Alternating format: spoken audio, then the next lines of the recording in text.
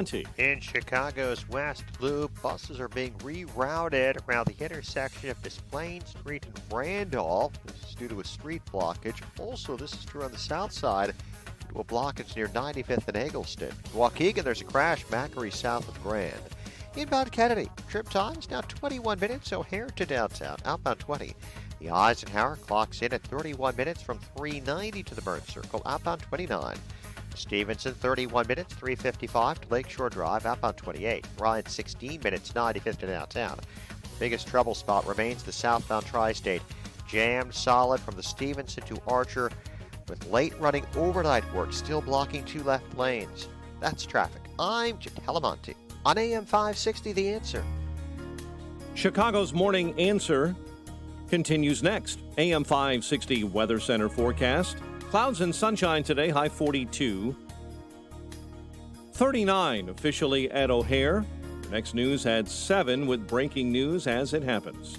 Chicago's Morning Answer with Dan and Amy continues next on AM 560, The Answer.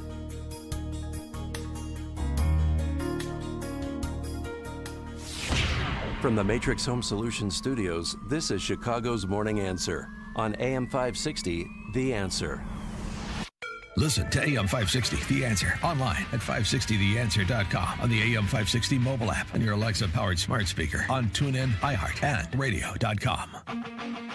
When you've got questions, he always has an answer. It's Sean Hannity, this afternoon at 2 on AM 560, The Answer. Top of the morning, Dan and Amy. CDC recommendations for school reopenings does not include a suggested requirement that vaccinations be a prerequisite for in-person instruction. That was something the teachers' unions had been demanding until they stopped demanding it, as in Chicago. And this is so juicy, and I know you hate the word juicy, but I love this story. Payback's a biatch, if you know what I mean. So the Chicago School Board, Dan, is considering giving the CEO of CPS authority to make COVID vaccines mandatory for employment. Because remember, the CTU spent months fighting for its members to receive a vaccination before returning to school. Well, now they want it to be mandatory. And guess what? Jesse Sharkey's panties are in a bunch. We believe there's an obligation to bargain with the union over things that are conditions of employment. And we would expect the board to bargain with us about this. Well, the policy also includes a provision that requires CPS employees to show proof they've received a vaccine. I suspect that the board is trying to figure out who's been vaccinated so they can force people off of their accommodations back into the school buildings. We have real worries about that. Oh, it's because they're not controlling the narrative anymore. They lost their power. No, they didn't. Well, and that, well, if they make it mandatory, then what are they going to do? Go on strike again? You can file a unfair labor practices grievance and litigate it, and then what'll happen? If you've been watching Chicago for 50 years, yes, what'll happen is the mayor will cave and they'll negotiate a deal on it. Well, because the unions, the union is in control of that school. Nothing has changed, so I wouldn't be spiking the football about them changing their position. That's what they do, and then guess what? The politicians do the same thing. But labor law experts say employers can legally mandate proof of vaccination.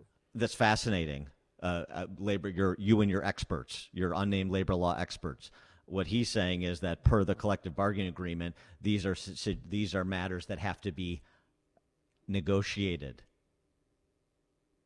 And so who has leverage in that system? The teachers union or the politicians? Have you paid attention? You're so focused on the school district. Have you paid attention at all? Who's winning the day? Janice Jackson and Lightfoot or the teachers union? I don't know. Gosh, we're here in March and the kids still aren't back to school and you don't have any plan to get high school kids back to school. Who do you think is winning?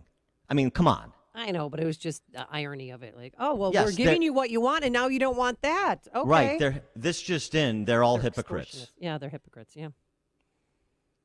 Oh, and by the way, we have this other situation. California Congressman Katie Porter. Was she the thruple? No. No, that congresswoman is gone. Katie Porter is a celebrated single mom. Okay. She's got 3 kids.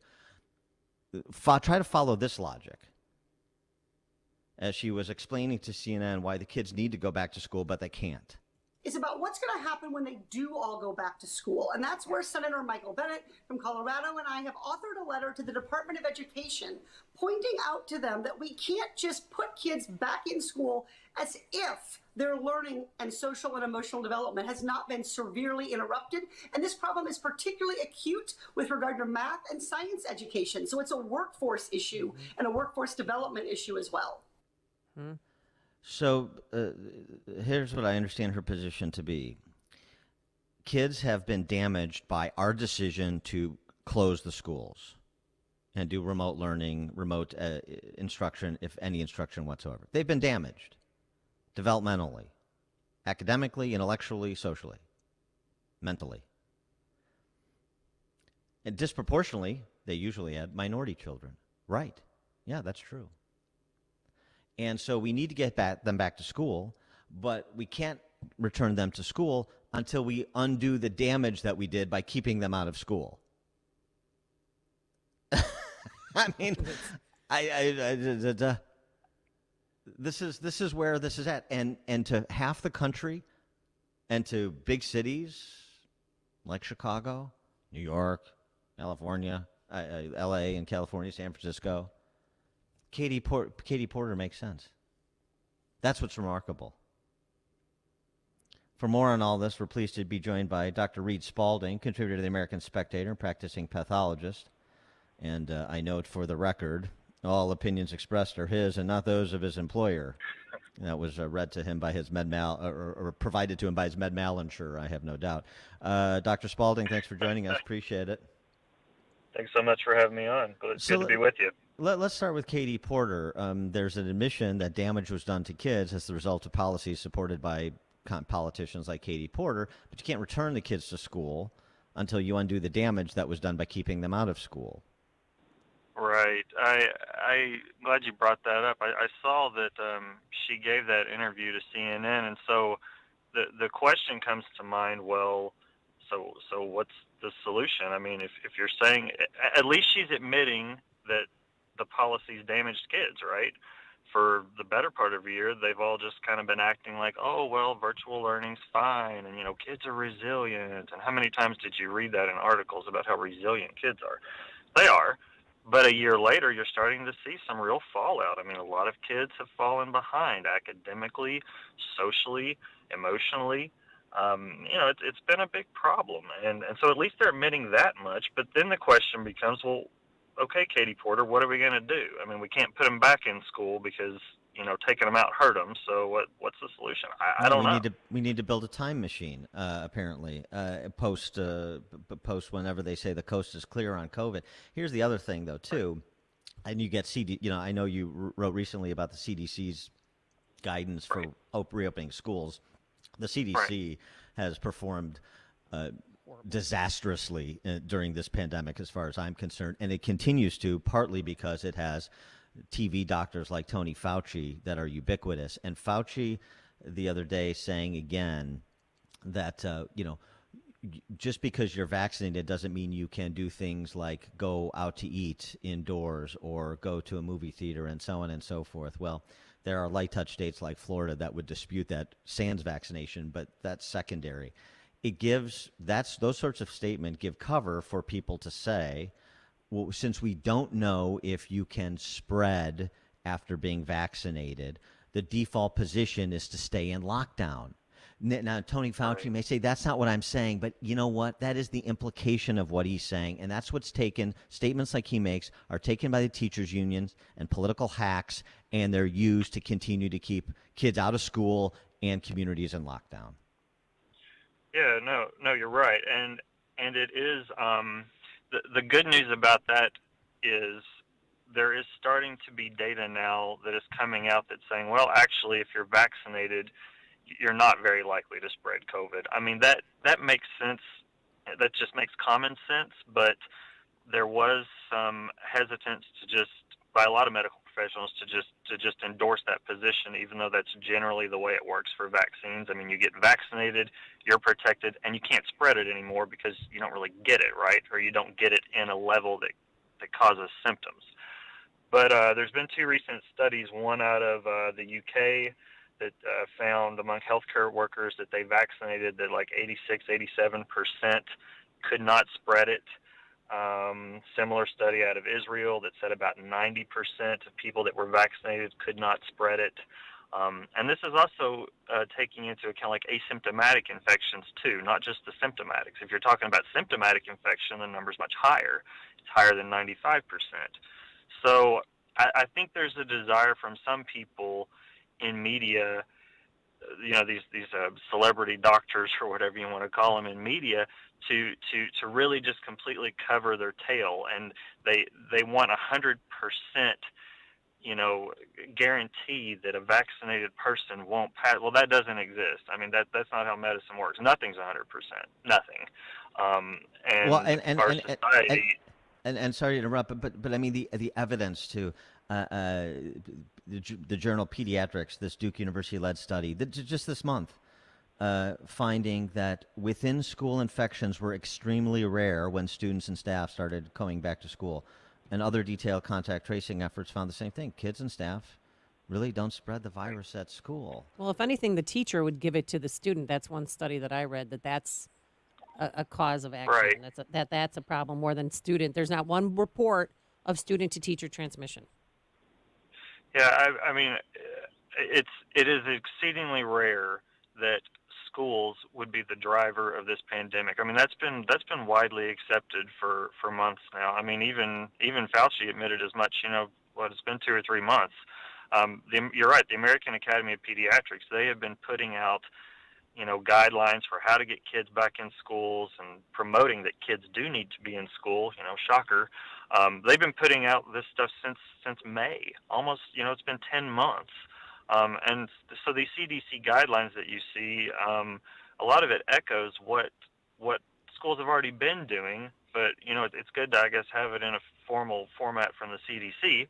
But it's the things that we expect, the masking and the social distancing and the cleaning measures and all that. So it's becoming increasingly difficult, though, to take the position that it's not safe for kids to go back to school. I mean, you basically have everybody lined up now saying, well, actually it is. So then it becomes, what are we talking about? Are we talking about science and data, or are we talking about your politics? That's the issue. Mm-hmm. And there's the larger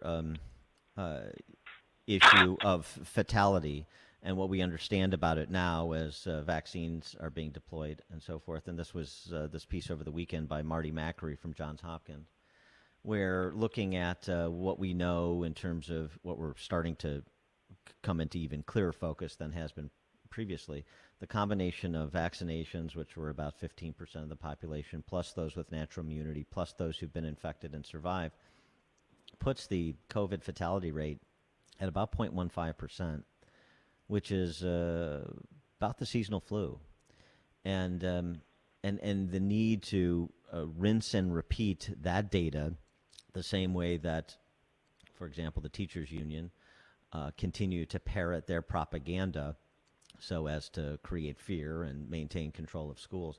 It seems like we need to be as aggressive and, frankly, repetitive with information like that and information like you were describing with respect to school reopenings and the American Academy of Pediatrics and all the studies, because it just is not penetrating certain portions of the populace.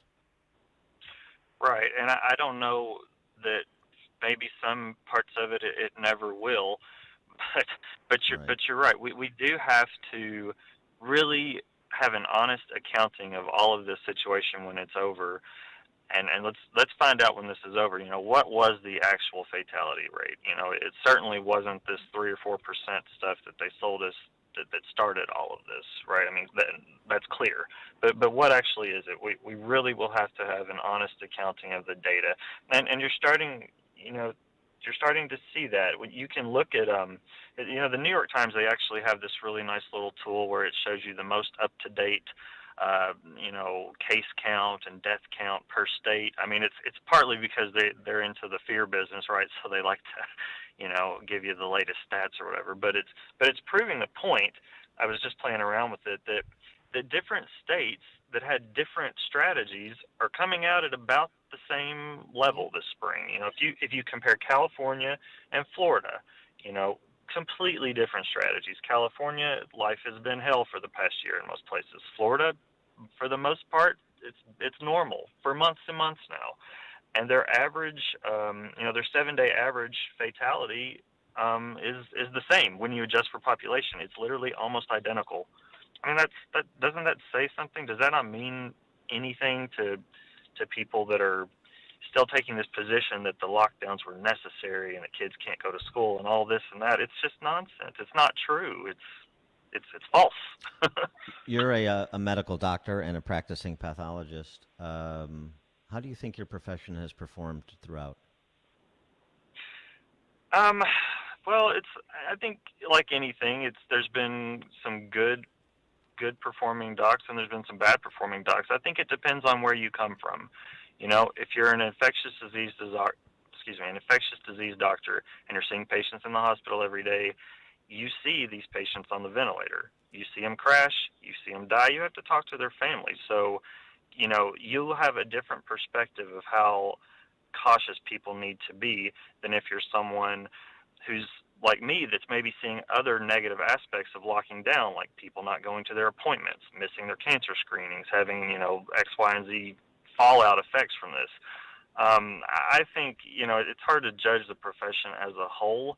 I think you could probably judge different specialties differently. I definitely think some of some of the celebrity docs that you see on CNN and these news channels all the time, I think that they have been a bit ambiguous in their messaging, and I don't think that's helped anything. I think we should be focusing more on positive developments, and informing people of the good and the bad, right? I mean, there is good news to be had. I mean, the case counts across the country are stabilizing and going down. The average death rate has been cut in half in the time of the past month. There's good news to be had. Right, but our politicians aren't having press conferences celebrating any accomplishments. They only when they want to scare us, they have daily updates. 27 people died, 112 died. It's ridiculous. Oh yeah, no, it is a fear-driven machine, and they've kind of just been feeding off of each other, the politicians and the teachers unions and some of the public health. I mean, they've literally all just been passing this fear. I call it fear porn. They've been passing this around for a year, and it's to the detriment of. We needed a more objective accounting of what's happening. And with time, I'm hopeful that people will honestly look at the numbers and learn something from all this, hopefully. Dr. Reed Spaulding, contributor to the American Spectator and practicing pathologist. Again, all opinions expressed were his own and not those of his employer. Dr. Spaulding, thanks for joining us. Appreciate it. Thanks so much. You guys have a good day. Yeah, thank you. And he joined us on our turnkey.pro answer line. Connect with Dan and Amy using the AM560 mobile app. Download it today at 560theanswer.com/mobile. The Lou Dobbs Financial Report is brought to you by Signature Bank, helping local businesses succeed. Visit signaturebank.bank for your commercial banking needs. I'm Lou Dobbs. American manufacturing is falling behind the demand for goods. Price surges putting cars out of reach for many Americans, and Marriott Hotels gets a new CEO. Those stories next. Attention all taxpayers. In the midst of the social, economic, and financial crisis facing many Americans, there is some great news for struggling taxpayers unable to pay their back taxes or with unfiled tax returns. Special programs with the IRS may expedite the resolution of your tax problem and may even reduce what you owe by thousands of dollars, even forgiven entirely. If you are facing liens, levies, audits, wage garnishments, or property seizures, you need this timely relief. Community Tax has resolved over $800 million for tens of thousands of struggling taxpayers and businesses